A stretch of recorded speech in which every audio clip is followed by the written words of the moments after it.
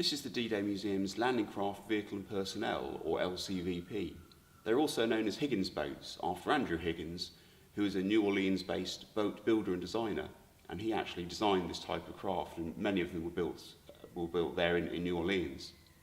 And these landing craft could take about 36 troops, 36 fully laden troops, or as the name suggests, as the vehicle bit of the name suggests, sometimes also a small vehicle like a jeep.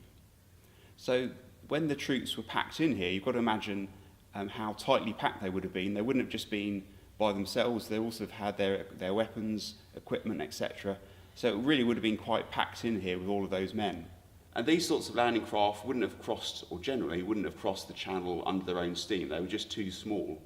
There were a small number that did, but generally they wouldn't have done.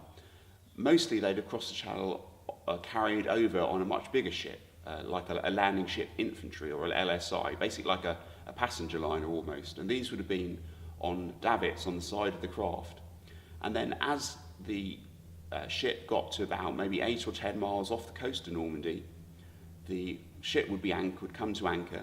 These landing craft would be lowered down into the water, and then the troops would scramble down scrambling nets down the sides of the ship into the landing craft. And that was quite a dangerous operation, because you can imagine in the rough weather on D-Day, the ship was going up and down. The landing craft, being a smaller craft, was going up and down even more.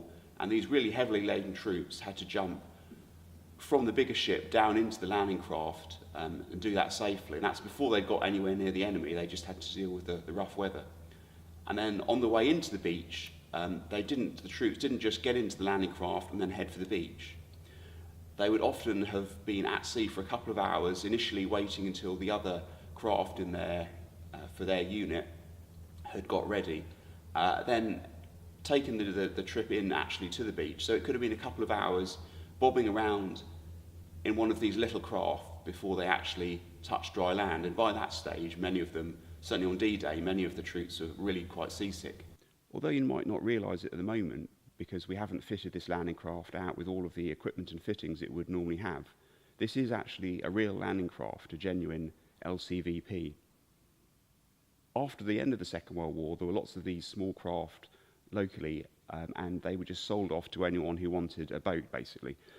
So this one was then bought by someone and used as a boat for several decades, and then it was acquired by us in the 1990s and converted back to look like a landing craft. Actually includes a lot of its original features, but we have had to replace several parts.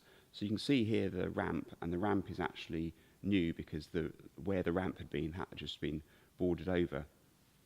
At the back of the landing craft were 2 positions where there could be a crewman manning a machine gun for self-defence. Huge numbers of LCVPs, as well as other smaller landing craft, were used on D-Day and on the days and weeks following.